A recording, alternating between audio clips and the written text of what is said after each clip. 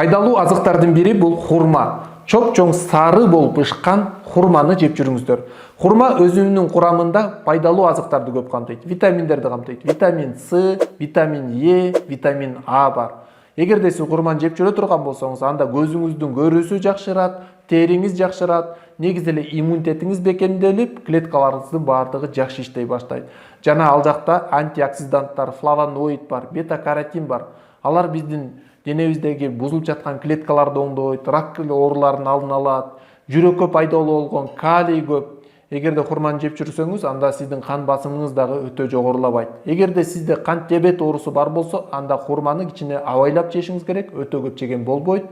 Андан сырткары хурманын курамында кээде йод дагы болушу мүмкүн. Йод бирок ал жерине жараша болот. Эгерде йод бар жерде өскөн хурма болсо, анда йод дагы бар болушу мүмкүн.